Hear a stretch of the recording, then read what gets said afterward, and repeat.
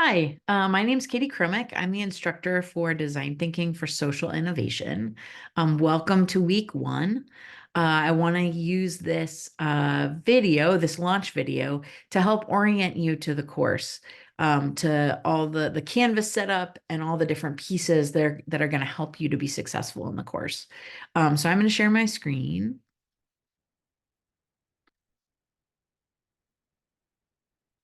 Okay, so this is what you should see when you land in um, the the course page. And on the course overview, that's going to open the syllabus.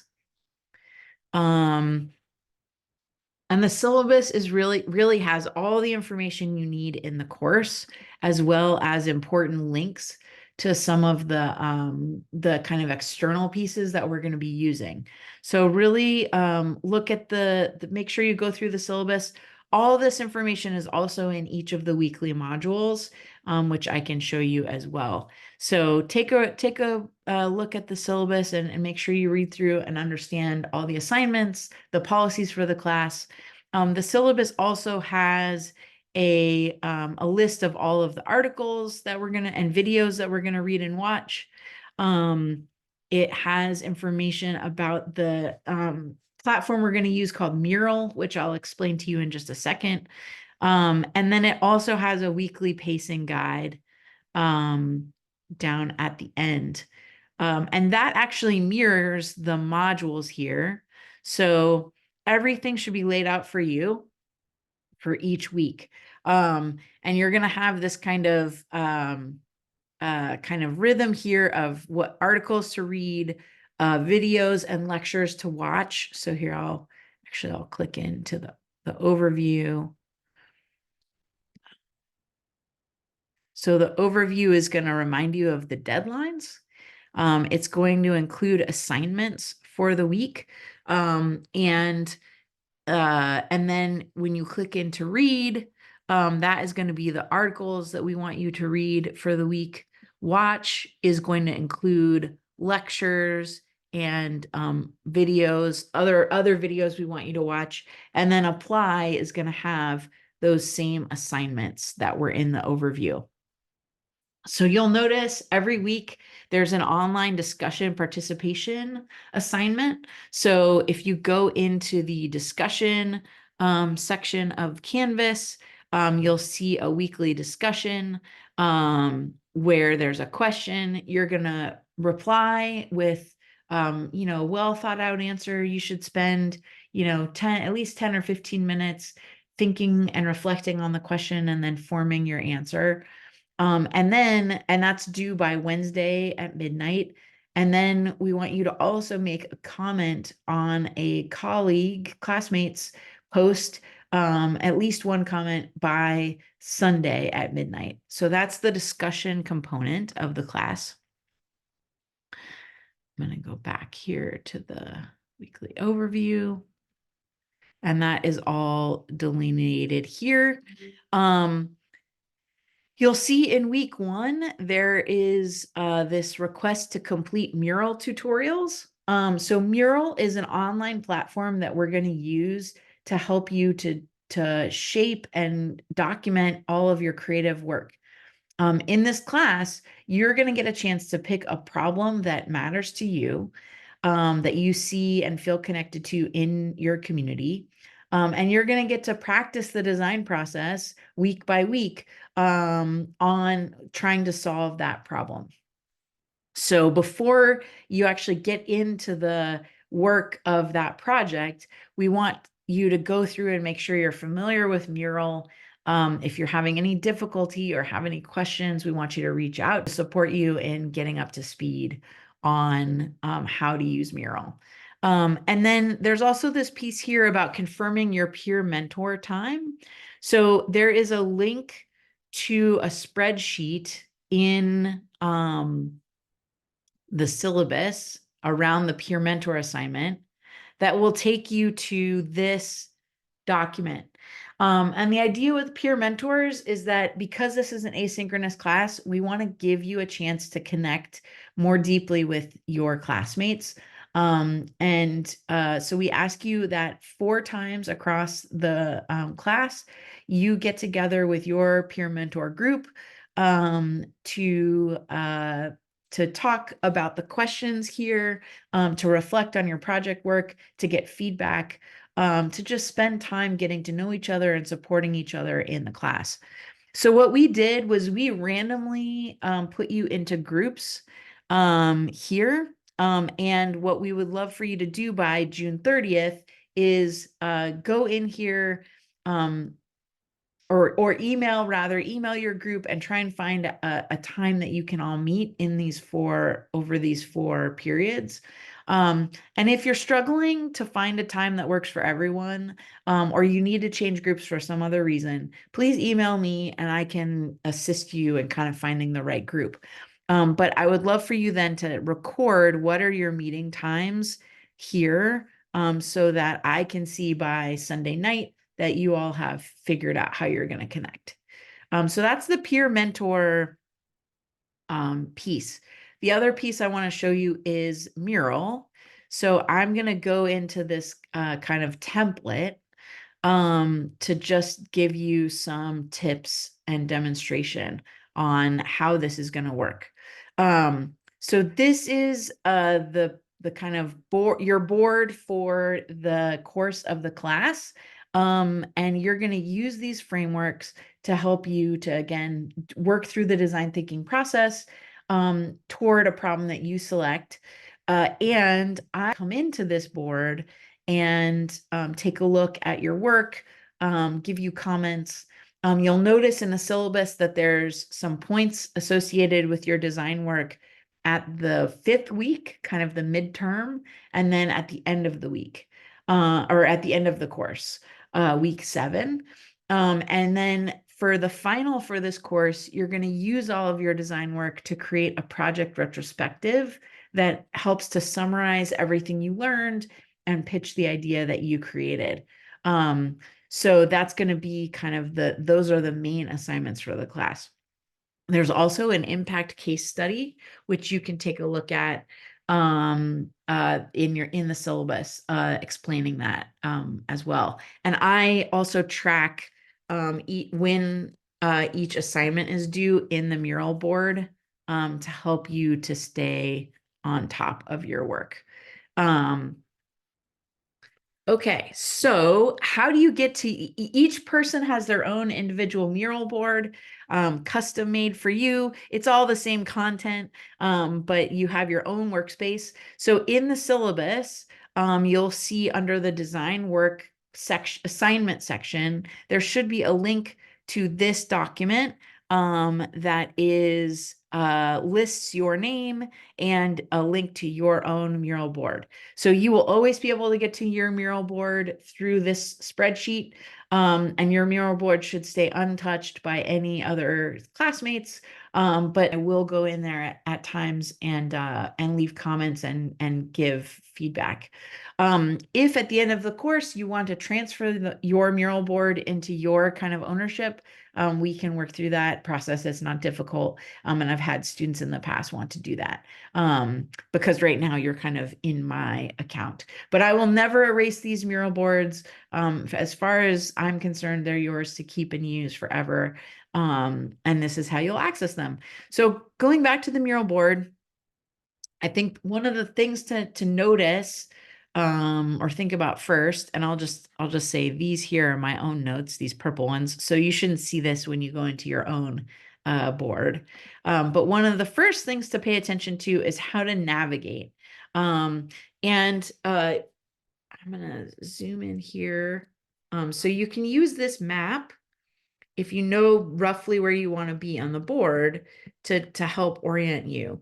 And this column here on the far left side is a bunch of mural tips and little videos to help you get oriented. I also linked some orientation videos in the syllabus and on Canvas as well. So one of the main things is zooming in and zooming out. So this gives you the kind of commands for that. You can also use this little menu bar down here to help you navigate. So navigation is one piece. I've got a little warm-up exercise here. And then you'll see week 2, space for your work. And as I mentioned, you're going to select a problem. You could draw inspiration from the UN Sustainable Development Goals. You could frame a problem in another way. I gave a little example here. And what you're going to do is use this toolbar on the left-hand side to bring out content that or places where you can add content. So I can bring out a Post-it note, and if I click in that corner, I can make it bigger or smaller. I can change the color of the Post-it note. And then if I double click into the Post-it note, I can type inside it. Okay, so maybe I'll put here food insecurity. Okay. You'll see when you click on this framework, a little lock will show up. That's totally normal. So what I've done is I've built all of these frameworks outside of Mural, and then I've made them into PDFs and brought them in and then locked them down so that you can put stuff on top of them and you won't accidentally move them. If you ever want to print these out, cool thing about Mural, you can double click and download or hit print for the PDF. So you can bring in Post-it notes. You can bring in Post-it notes of all different shapes and sizes. You can make some bigger and some smaller. And you can get really creative and playing around with how you want to visually express these ideas.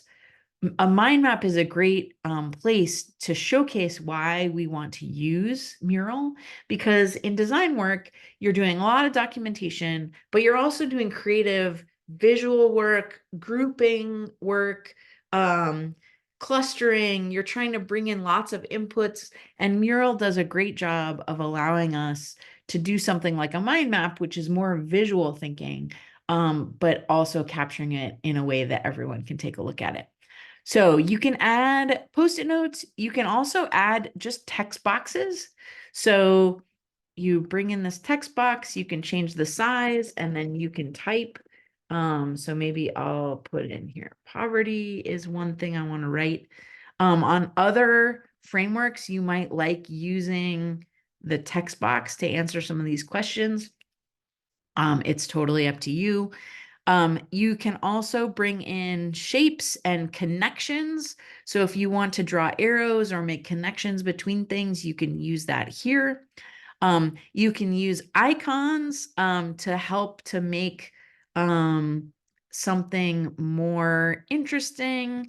And it has quite a good kind of catalog of different icons to use. Here. So, have fun with that, browse, check out what's there, and just get creative with it. We find with creative work that the more that you can draw from different sources and different sources of inspiration, the more kind of connections and neural pathways you're going to be firing in your brain. So get creative with that.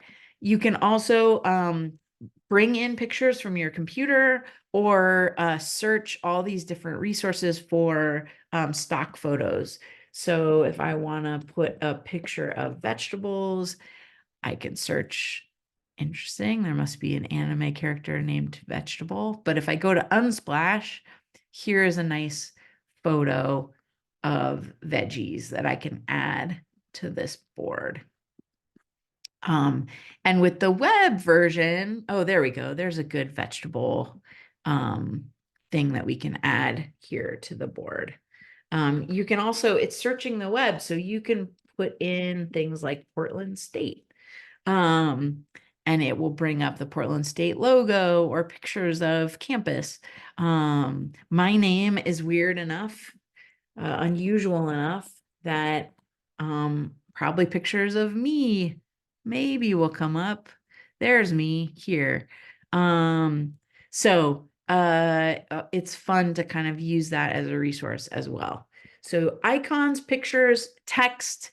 There are also different frameworks down here that can help you if you want to leverage them, but you don't have to, right? I've kind of built the frameworks for you.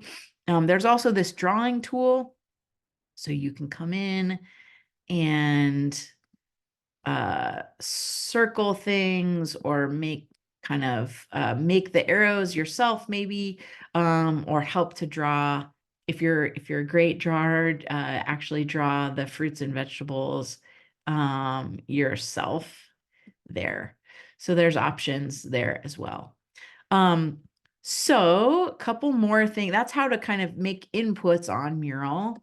And I'm going to just select and delete all these. Um, You'll notice that these are kind of paced for you. I think in this class, it's extremely important to stay on top of your work. There are going to be times when part of the design work is to actually engage people in the field. So finding relevant stakeholders or experts to talk to, and it just takes time and planning. So I think really trying to stick to this pacing guide, it will be really helpful for you in the long run. I've also included some additional resources on the board. So if you ever see this post-it, you can double click here and it will open another source of information for you if you're interested. Not required, but just if you feel stuck or if you're interested in looking at something else. So there's multiple of those resources. And then I've added down here at the end rubrics for every week. And these are mapped to the phases of the design process that are kind of on each framework. So take a look at these rubrics at the end of the week and kind of evaluate yourself on, do you feel like you've achieved what you need to achieve in this phase of the process? Are you ready to move on to the next phase?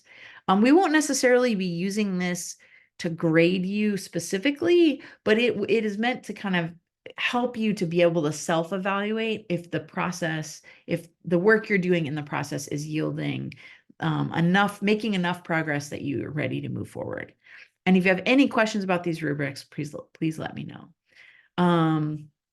Okay, so then week 3, week 4, and again, I kind of remind you of any assignments that are due, or how you need to be, where you need to be in terms of being on track. And that is it. So between Canvas and Mural, you're really, that's where you need to be successful in the class. And then obviously the syllabus as well. So as I mentioned, please feel free to reach out over email if you have any questions or concerns, or if you want to schedule a time to chat, or if you're struggling with anything. We would love to connect, and it's always great to actually meet folks in person as well. So we look forward to the next quarter, and I can't wait to see what ideas you come up with. Thanks so much.